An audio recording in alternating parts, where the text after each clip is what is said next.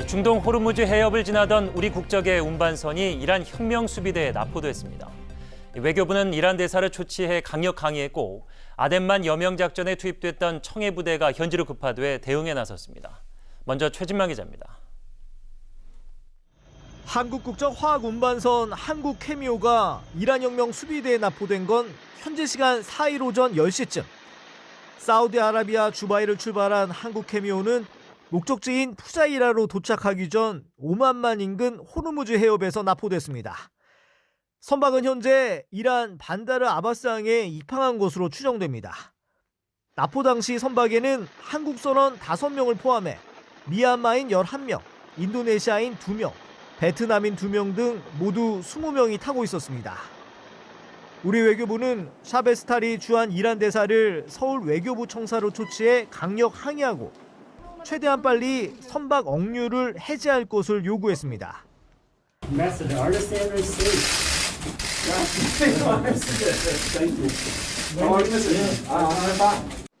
면담에서 샤베스타리 대사는 한국 선박 억류에 관해 유감을 표명한 것으로 알려졌습니다. 외교부는 강경화 외교부 장관 주재로 본부대책회의를 주재하고 대책 마련에 들어갔습니다. 외교부와 현지 재외공관은 재외국민보호대책본부와 현장 지휘반을 가동하고 관계기관 대책회의 및 분해 대책회의를 개최하였습니다. 국방부는 아덴만 여명작전에 투입됐던 청해부대 최영함을 호르무즈 해협으로 급파해 현장 상황 대응에 들어갔습니다. 청와대는 서주석 국가안보실 1차장 주재로 NSC 실무조정회의를 개최하는 등 상시적 대응 체제를 가동 중입니다. OBS 뉴스 최진만입니다. 이란 혁명수비대와 이란 정부는 우리 국적 선박이 해양 오염을 시켰다는 이유로 납포했다고 밝혔습니다. 하지만 선박 운영사는 해양 오염 사실이 없다고 반박했는데요. 그렇다면 이란 혁명수비대가 우리 선박을 납포한 진짜 이유는 무엇인지 유승열 기자가 짚어봤습니다. 이란 혁명수비대가 한국 국적 선박 한국케미의 납포 명분으로 내세운 것은 해당 선박의 오염물질 배출입니다. 그러나 전문가들은 한국케미를 납포한 시점에 주목하고 있습니다. 직접 연관성은 확인되지 않았지만 이란이 우라늄 농축 농도를 20%까지 높이겠다고 선언한 직후라는 것. 우방 한국을 이용해서 바이든 미국 행정부를 향해 제재를 풀고 핵 합의에 조건 없이 복귀하라는 메시지로 볼 수 있다는 것입니다. 이란에 제재를 가한 트럼프 대통령과 달리 바이든 당선인은 이란과 핵 합의를 되살리겠다는 공약을 제시한 상황. 바이든 행정부하고 이란이 협상으로 새로운 관계를 개선하는데 한국의 선박을 좀 이용하는 측면이 있지 않은가 생각이 됩니다. 더불어 한국 선박 납포는 이란 제재에 동참하는 다른 친미 동맹국에게 보내는 경고 신호로도 일으킵니다. 또 한국에는 미국의 동결 조치로 묶여있는 원유 수출 대금을 사용할 수 있도록 미국을 설득해달라는 신호로 분석됩니다. 우리나라 외교차 간의 이란 방문이 추진되는 시점에서 우리나라와 협상에서 우위에 서려는 계산이 깔렸다는 것입니다.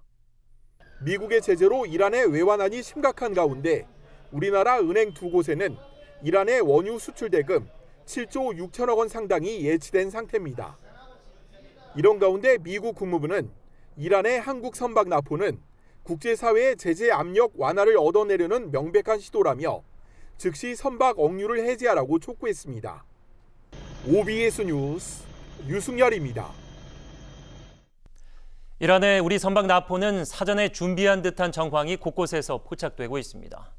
납포 장면이 이란 국영TV를 통해 생중계됐고 납포 직후 이란 정부는 법원으로부터 해양 오염 조사 명령을 받았다고 밝히기도 했습니다.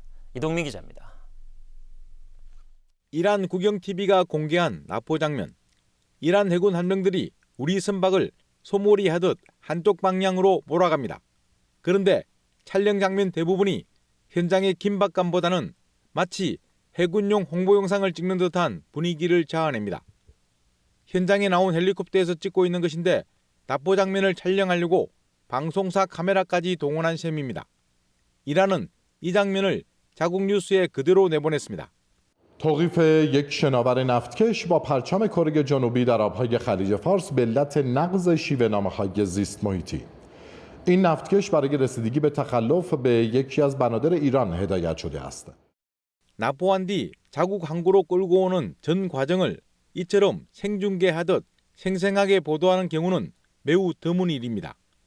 해상에서의 선박 납포는 대부분 우발적인 상황에서 발생하기 때문입니다. 특히 자국 언론에 대한 이란의 통제 수준을 감안하면 이란 정부 당국의 의도를 의심할 수밖에 없습니다. 납포 뒤 나온 이란 당국의 움직임도 이상하기는 마찬가지입니다.